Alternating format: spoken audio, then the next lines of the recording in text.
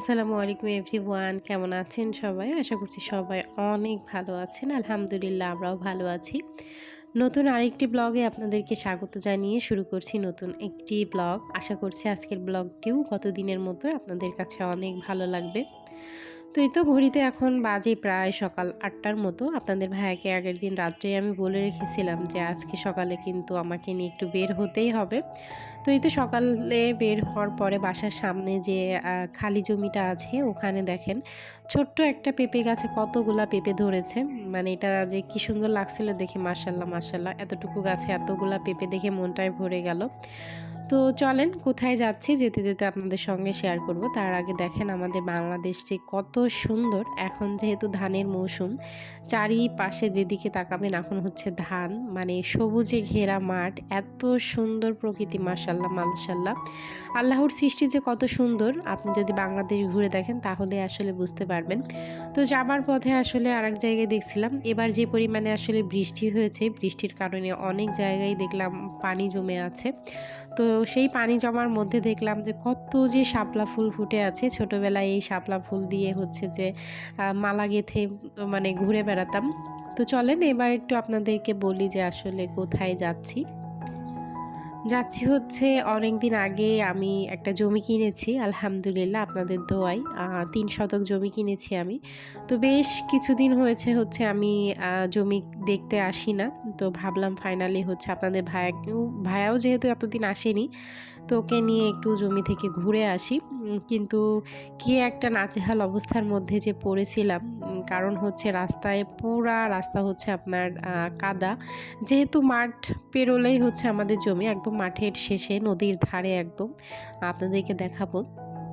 আর যেতে যেতে এই ধান ক্ষেতটা যে আমার এত ভালো লাগছিল, ধানগুলাকে একটু স্পর্শ করে দিচ্ছিলাম। আর আপনাদের ভাইয়া হচ্ছে সামনে ছিল, আমি পিছন থেকে হাঁটছিলাম আর হচ্ছে ভিডিও করছিলাম আর কি।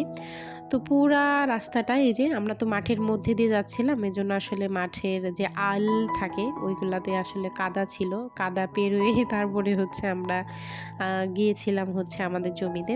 আর এই যে এখন যেখানে আমাকে দাঁড়ানো অবস্থায় দেখছেন, এটা হচ্ছে আমার বোনের জমি। আর এই সামনের অংশটুকু হচ্ছে আমার, এই সামনের অংশটুকু আমার, পাশের অংশটুকু হচ্ছে আমার বোনের। ৩ শতক আমার বোনের হচ্ছে ৩ শতক, মোট হচ্ছে এখানে ৬ শতক জমি আছে, মাঝখান দিয়ে ভাগ করা, মানে অর্ধেক অর্ধেক আর কি। ওর যে সাইডটা সেই সাইডেই হচ্ছে আমি এখন দাঁড়িয়ে আছি, ওই সাইডের পাশেই হচ্ছে আপনার নদী এক কথায়। তো আমার আসলে এই জমিটা নেওয়ার একটাই উদ্দেশ্য, সেটা হচ্ছে যে পাশে যেহেতু নদী, এখানে যদি কখনো আমি বাড়ি করি, আল্লাহ যদি তৌফিক দান করে ঘর করার, তো যদি ঘর করি আসে মানে পাশে হচ্ছে এই নদীর দেখবো আর বিকালবেলা বসে হচ্ছে এক কাপ চা খাবো। এক কথায় বাগান বাড়ি করার খুব ইচ্ছা আমার, কিন্তু জানি না পারবো কিনা। তবু আলহামদুলিল্লাহ জমিটুকু কিনে রেখেছি, দোয়া করবেন আমার জন্য। আর এই হচ্ছে আমাদের ঝিনাইদহের নবগঙ্গা নদী। এত সুন্দর, মাশাল্লাহ মাশাল্লাহ, আল্লাহর সৃষ্টি যে কত সুন্দর। তো এই নদীর কারণেই কিন্তু আসলে আমরা এই জমিটা কিনেছিলাম। আর এটা হচ্ছে পুকুর, আমাদের জমির পরেই হচ্ছে এই পুকুরটা পড়ে। আর এটা হচ্ছে যে মেহগিনি গাছ দেখছেন, এটা কিন্তু আমাদের জমির মধ্যে আর কি। তো এই হচ্ছে জমি। তো এখানে যে আলটা দেখছেন, এই আল থেকে শুরু করে হচ্ছে আমার জমি, এই যে পুরা লম্বাটা হচ্ছে আমার, এই যে যেভাবে দেখাচ্ছি এটা হচ্ছে আমার। আর ওই পাশের ডান পাশেরটুকু হচ্ছে আমার বোনের।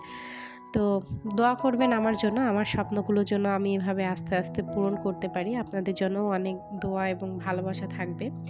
আর আজকের ভিডিওটা আপনাদের কাছে কেমন লাগলো অবশ্যই কিন্তু কমেন্টে জানাতে ভুলবেন না। আর এই তো এখন কাদা পেরিয়ে বাসায় যাচ্ছে, এত পরিমাণে কাদা রাস্তায়। তো যাই হোক, ভিডিওটা আজকে এখানে তাহলে শেষ করে দিচ্ছি। সবাই খুব ভালো থাকবেন, সুস্থ থাকবেন, নিরাপদে থাকবেন। দেখা হবে খুব শীঘ্রই পরের আর একটা ব্লগে। আসসালামু আলাইকুম, আল্লাহ হাফিজ সবাইকে।